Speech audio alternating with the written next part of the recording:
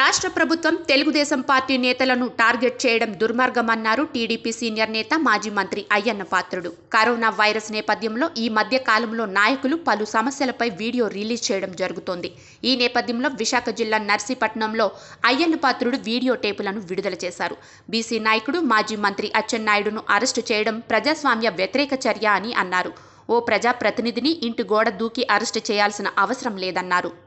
ఆయన తప్పే చేసి ఉంటే ముందుగా నోటీసులు ఇవ్వాలన్నారు. వివరణలో తప్పుందనిపిస్తే అప్పుడు అరెస్టు చేయాలన్నారు. అచ్చెన్నాయుడికి ఆపరేషన్ జరిగిందని చెప్పినా వినకుండా పైల్స్ ఆపరేషన్ చేసిన వ్యక్తిని 24 గంటలు కారులో ప్రయాణం చేయిస్తారా అని ప్రశ్నించారు. మీరు దొంగలని అందరూ దొంగలే అనుకోవడం కరెక్ట్ కాదన్నారు. సీఎం జగన్ జైలుకు వెళ్లాడు కాబట్టి అందరినీ జైలుకు పంపుతారా అని నిలదీశారు. మీ తప్పులను విమర్శిస్తే జైలులో వేస్తారా? మీ పార్టీలోకి మారకపోతే జైలుకు పంపిస్తారా అని ప్రశ్నించారు. నేను చెప్పకూడు తిన్నా మీరు తినాలి అనే ధోరణిలో ఆలోచించే సీఎం రావడం మన దౌర్భాగ్యమని అన్నారు. అచ్చెన్నాయుడు అరెస్టును అన్ని వర్గాల వాళ్లు ఖండిస్తున్నారని అన్నారు. అందరికీ నమస్కారం అండి. నిన్న పెద్దలు గౌరవనీయులు బీసీ నాయకులు అచ్చెన్నాయుడు గారు అరెస్ట్ గురించి మీ అందరికీ తెలిసిన విషయమే. మరి అటువంటి వ్యక్తుల్ని అతి దారుణంగా అరెస్ట్ చేయడం జరిగింది. ప్రజాస్వామ్యంలో ఇటువంటి అరెస్టులు నేను గతంలో ఎప్పుడు చూడలేదు. ఇంకేంటంటే తెల్లవారుజామున వెళ్ళి గోడ దూకి అరెస్ట్ చేయవలసిన అవసరం ఏమీ లేదు. ఒకవేళ తప్పు జరిగిందని చెప్పి అనుకుంటే ముందు నోటీస్ ఇవ్వాలి. మీరు నోటీస్ ఇచ్చి ఆఫీస్కి పిలిపించి అతని వివరణ తీసుకొని అతను చెప్పిన వివరణలో మీరు సాటిస్ఫై కాకపోతే తప్పు ఉందని తెలిస్తే అప్పుడు మీరు అరెస్ట్ వారెంట్ ఇవ్వాలి. ఇవన్నీ పాటించకుండా ఏదో టెర్రరిస్ట్ని అరెస్ట్ చేసినట్టు గోడ దూకి మరీ తీసుకెళ్ళడం చాలా దారుణమైన విషయం. పైగా వాళ్ళ మిస్సెస్ ఆపరేషన్ జరిగిందండి అని చెప్పినప్పటికి కూడా వినకుండా పైల్స్ ఆపరేషన్ జరిగితే 24 గంటలు కారులో తీసుకెళ్తారా? ఇవాళ గుంటూరు డాక్టర్ ఇవాళ ఏం చెప్తున్నాడు? మళ్ళీ రప్చర్ అయిందండి, బ్లడ్ అంతా పోతుంది, 2-3 రోజులు చూసిన తర్వాత అవసరం మళ్ళీ ఆపరేషన్ చేయాలని పరిస్థితి తీసుకొచ్చారు. ఆ మాత్రం జ్ఞానం ఉండదే? పైల్స్ ఆపరేషన్ పేషెంట్ని కారులో కూర్చోబెట్టి 12 గంటలు ఎవరన్నా ఏ మూర్ఖుడని తీసుకెళ్తారా? అంటే మేమేమన్నామంటే అరెస్ట్ చేసే విధానాన్ని ఖండిస్తున్నాం. తప్ప రైట్ అన్నది కోర్టులో తేలుతుంది. మీ ముఖ్యమంత్రి దొంగ కాబట్టి అందరినీ దొంగలంటే ఎలా కుదురుతుంది? మీ ముఖ్యమంత్రి జైల్లో ఉన్నాడు కాబట్టి అందరినీ జైలు పెడతారా? అది సాటిస్ఫాక్షనా మీకు? శాడిజం ఉన్నవాడికి ఇటువంటి ఆలోచనలు వస్తాయి. నేను జైల్లో ఉన్నాను, మీరెందుకు ఉండకూడదు జైల్లో? నేను చెప్పకూడదు తిన్నాను, మీరెందుకు చెప్పకూడదు తినకూడదు? ఇటువంటి ఆలోచనలు వచ్చే ముఖ్యమంత్రి మనకు రావడం నిజంగా దౌర్భాగ్యమే. అందరినీ బెదిరించడమే. పార్టీ మారకపోతే జైలు వేసేస్తారా? మీరు చేసిన తప్పులను విమర్శిస్తే జైలు వేసేస్తారా? పద్ధతి కాదు, ప్రజాస్వామ్యంలో పద్ధతి కాదు. ఇవాళ రాష్ట్రంలో ఉన్నట్టు ప్రజాస్వామ్యవాదులు అందరూ కలిసి నిన్న మొన్న కలిసి ఇది తప్పు అని 180 మంది ఖండిస్తున్నారు. ఎవరో ఒకరు ఇద్దరు బీజేపీ నాయకులు ఖండించకపోవచ్చు, కానీ అందరూ ఖండిస్తున్నారు. అన్ని వర్గాల వారు ఖండిస్తారు. పార్టీలతో సంబంధం లేని వాళ్ళు ఖండిస్తారు తప్పు అని. ప్రజలందరూ కూడా తప్పు అని చెప్తున్నారు. అంచేత దీన్నేమో ఇంత ఘోరమైన సంగతి జరిగితే మన ఎమ్మెల్యే గారు గణేష్ గారు ఏమో ఆ బీసీని అరెస్ట్ చేయకూడదా? తప్పు చేసిన వాళ్ళు అరెస్ట్ చేయరా? తప్పు చేసిన రిపోర్ట్ చెప్పడానికి, తప్పు చేసేయడో లేదో చెప్పడానికి కోర్టులు ఉన్నాయి. కేసు పెట్టినంత మాత్రం దొంగడు కాదు. కోర్టు చెప్పాలి దొంగడు కాదని. రుజువులు ఉండాలా, ఎవిడెన్స్ ఉండాలా. ఏమీ తెలియకుండా కోతి కొబ్బరికాయ దొరికినట్టు నీకు ఎమ్మెల్యే పదవి దొరికింది, ఏం మాట్లాడదు నీకు అర్థం అవట్లేదు.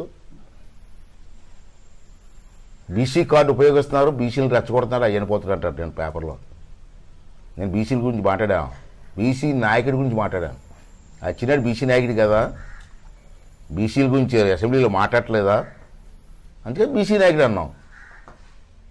నువ్వు కూడా బీసీ వాడు కదా, బీసీ వాడు పుట్టావు కదా నువ్వు.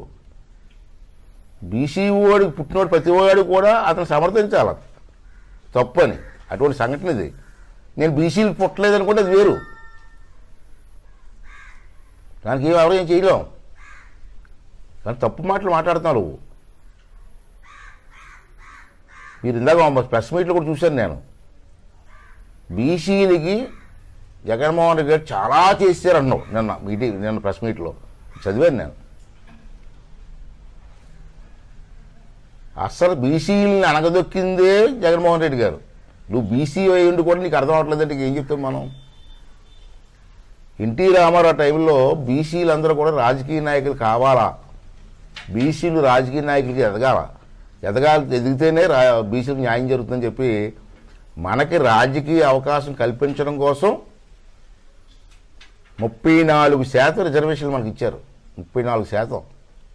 ఆ 34% రిజర్వేషన్లోనే ఇప్పుడు బీసీలందరూ నాయకులు అయ్యాం. ఇప్పుడు మాలాలంటే వాళ్ళందరూ కూడా ఆ స్థాయికి వచ్చేవంటే కారణం అదే. అటువంటి రిజర్వేషన్ని మీ నాయకుడు క్యాన్సిల్ చేసాడు. ఇవాళ 34% నుంచి 24% తీసుకొచ్చాడు. అంటే 10% పోయింది. ఆ 10%లో ఎంతమంది నాయకులకి రిజర్వేషన్ పోతాయండి బీసీలకి? అంటే మీ నాయకుడి ఉద్దేశం ఏంటంటే మొదటి నుంచి తెలుగుదేశం పార్టీలో బీసీలు ఉన్నారు, అటువంటి బీసీలు అనగదొక్కాలా, నాయకుల్ని ఎదగనివ్వకూడదని చెప్పి 24% తగ్గించాడంటే మీరు బీసీలు అయి ఉండి ఆ ఎమ్మెల్యేలు అక్కడ ఉండి ఇది తప్పని చెప్పగలిగారు మీరు? తప్పండి, మాకు 34% ఉంది, ఇది తగ్గిస్తే తప్పండి, మాకు నష్టం జరుగుతుంది, మీరు ఎందుకు మాట్లాడలేకపోయారు? ఇంకా ఏంటంటే బీసీలు సప్లాన్ పెట్టింది తెలుగుదేశం పార్టీ. అంటే టోటల్ బడ్జెట్లో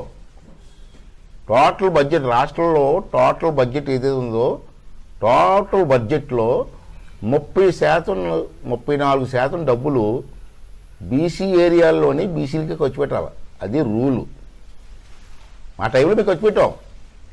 పంచాయతీలో రోడ్లు వేసాం, బీసీ ఏరియాలో రోడ్లు వేసాం. బీసీ సప్లాన్ అంటారు, అది కూడా నీకు తెలియపోవచ్చు. ఎమ్మెల్యేకి బీసీ సప్లాన్ అంటారు, తెలియపోవచ్చు. తెలుసుకో ఆఫీసర్ దగ్గరికి వెళ్ళి. మీ నాయకుడు వచ్చే సప్లాన్ తీసేసాడు, మొత్తం తీసేసి వేరే దానికి డైవర్ట్ చేసి పారేశాడు. ఇది బీసీలకి అన్యాయం కదా. తర్వాత బీసీలకి లోన్లు ఇవ్వడం కోసం బీసీ కార్పొరేషన్ పెట్టాం. బీసీ కార్పొరేషన్ ద్వారా లోన్లు ఇచ్చి, సబ్సిడీలు ఇచ్చి, మార్జిన్ మాన్లు ఇచ్చి బీసీలు ఎంకరేజ్ చేసాం మేము. ఈ సంవత్సరం బడ్జెట్ చూడు ఒకసారి, చూసావు అప్పుడే బడ్జెట్ ఎంత ఖర్చు పెట్టారో చూసావా? బీసీల కోసం ఇచ్చినటువంటి బీసీ కార్పొరేషన్ డబ్బు అంతా తీసుకెళ్ళి అమ్మఒడికి ఇచ్చావు. అమ్మఒడికి వేరే బడ్జెట్ ఇవ్వాలి.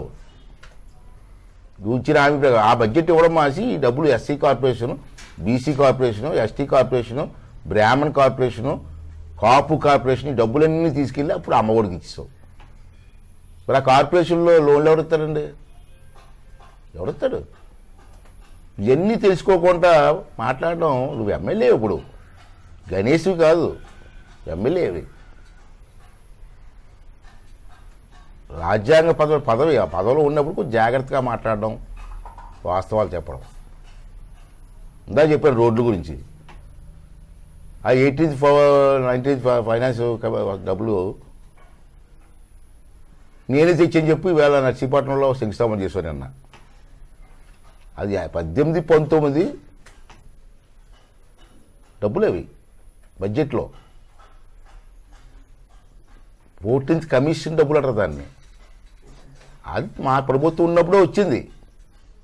నిన్న నువ్వేం చేసావు? శారదానగర్లో 3 రోడ్లు శంకుస్థాపన చేసి నేనే చేశాను చెప్తున్నావు. సిగ్గు ఉండాలి కదా. శంకుస్థాపన చేయి, నేను తెచ్చినా నువ్వు శంకుస్థాపన చేయి, నువ్వు ఎమ్మెల్యే కాబట్టి, నేను కాదంటలేదు. కానీ నువ్వు తెచ్చావని చెప్పడం అనేది మూర్ఖత్వం, పచ్చి అబద్ధం. నర్సీపట్నం ప్రజలు అంత ఇర్రోలు కాదు. ఆ బోర్డు మీద చూడండి, వెళ్ళి ఆ శారదానగర్ ప్రజలు వెళ్ళి ఆ బోర్డు చూడండి ఒకసారి. ఆ బోర్డు మీద రాశారు 18, 19 14th ఫైనాన్స్ కమిషన్ డబ్బులని నిధులని. అంటే 18, 19 నీ ప్రభుత్వం ఉందా?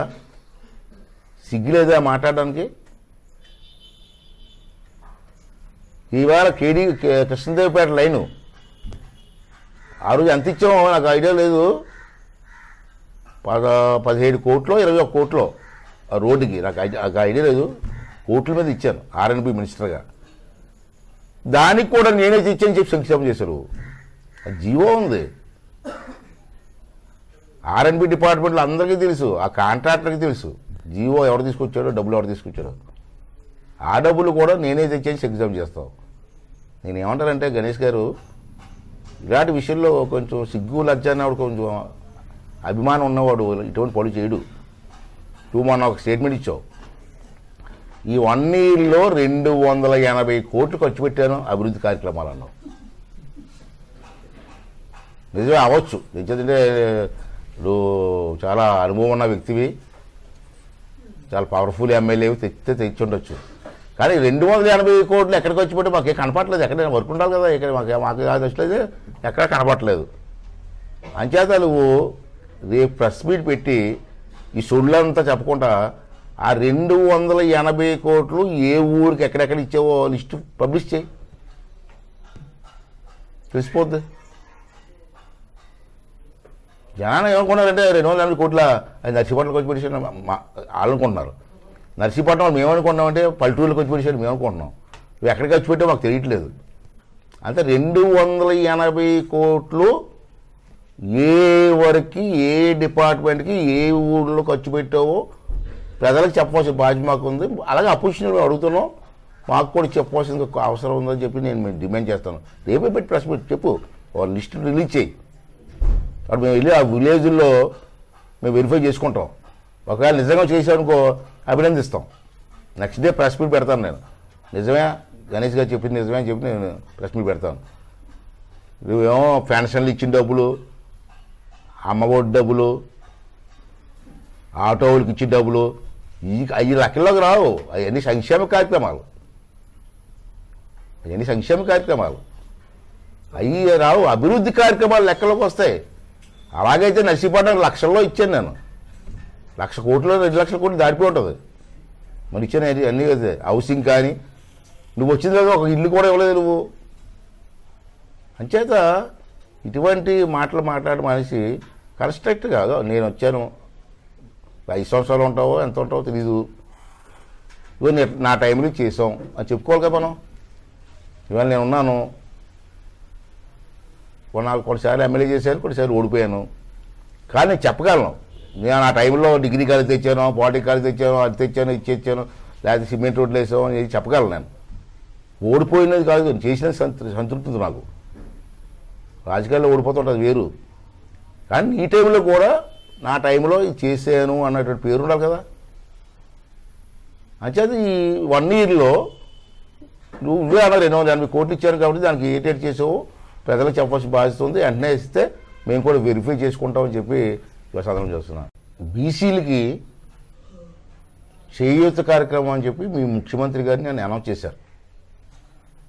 అందరికీ బీసీలందరికీ కూడా దాంట్లో మూడు కేటగిరీల వాళ్ళకి ఇస్తా అని చెప్పి మీరు అనౌన్స్ చేయడం జరిగింది. దాంట్లో ముఖ్యమంత్రి ఏంటంటే చాకళ్ళకి, నాయి బ్రాహ్మణ్స్కి, టైలర్స్, ఈ 3 వర్గాల వారికి కూడా చేయూత కార్యక్రమం ఇస్తున్నామని చెప్పి అందరికి ఇచ్చేస్తామని చెప్పి అనౌన్స్ చేశారు. నేను మీరు ఎంతమందికి ఇచ్చారు?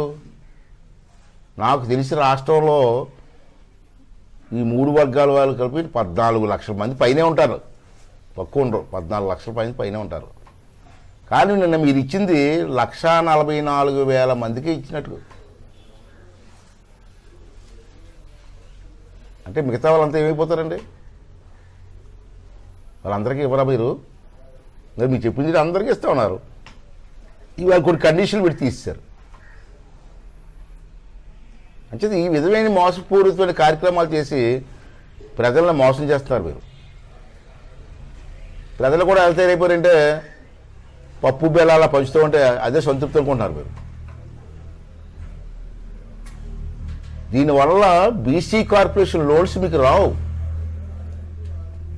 బీసీ కార్పొరేషన్లో ఒక్కొక్కడికి 1,00,000 2 లక్షలు ఇచ్చేవారు. ₹1,00,000 లోను, ₹1,00,000 సబ్సిడీ. ఇవాళ ఇది మీకు ఇవ్వడం ₹10,000 వల్ల ₹1,00,000 ఇప్పుడు రాదు మీకు. ఇవన్నీ మీరు ఆలోచించట్లేదు. పప్పు బెల్లాలు వస్తే నాకేమే. అసలు ఏంటి కరెంటు బిల్లులు పెంచేశారు విపరీతంగా. 400 యూనిట్లు దాటితే 400 యూనిట్లు దాటితే తెల్ల కార్డు ఉండదు. అది మీకు ఎవరికైనా తెలుసా? ఈవేళ కొత్తగా పెంచిన ఛార్జీల వల్ల యూనిట్లు పెరిగిపోయాయి. మీకు తెలియకుండా 400 యూనిట్లు దాటిపోతున్నాయి చాలామందికి. ఇప్పుడు 400 యూనిట్లు దాటి వాళ్ళందరూ రికార్డు ఉంది అదేరా. ఇప్పుడు అందరికీ రేషన్ కార్డు కట్ అయిపోతాయి. రేషన్ కార్డు కట్ అయిపోతే కొద్ది తెలుసా మీకు బెనిఫిట్స్ ఏమీ రావు. రేషన్ కార్డు ఉంటేనే బెనిఫిట్స్ వస్తాయి మీకు. రేషన్ కార్డు లేకపోతే బెనిఫిట్స్ ఏమొస్తాయి మీకు?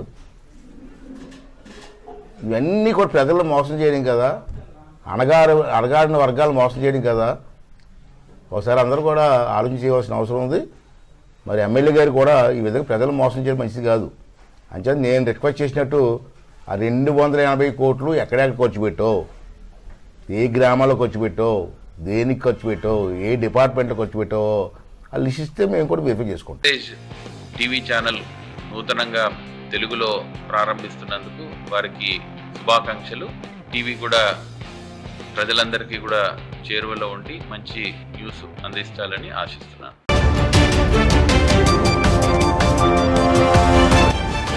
టీవీ నిర్భయంగా